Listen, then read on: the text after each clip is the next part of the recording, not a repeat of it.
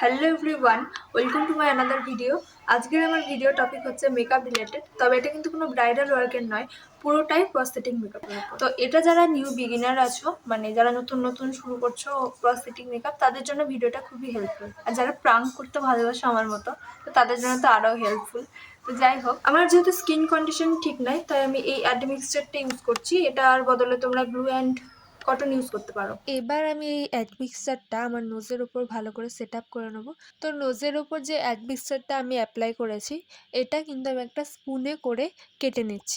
এরপর আমি একটা ডার্ক শেডের ফাউন্ডেশনকে ওই এলিমেন্টসটার ওপরে অ্যাপ্লাই করব।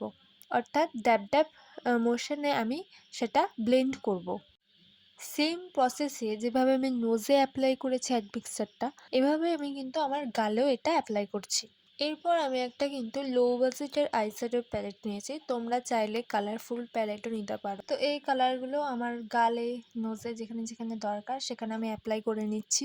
যে কোনো ধরনের মেকআপ অ্যাপ্লাই করার জন্য কিন্তু আমরা স্কিন প্রিপারেশন করে থাকি। তো প্রস্থেটিক মেকআপ এলিমেন্টসগুলো অ্যাপ্লাই করার আগেও কিন্তু আমি স্কিন প্রিপারেশন করে রেখেছিলাম। তারপরেই এগুলো আমি আমার ফেসে অ্যাপ্লাই করেছি। তো চলো এবার তোমাদেরকে ফাইনাল লুকটা শেয়ার করি।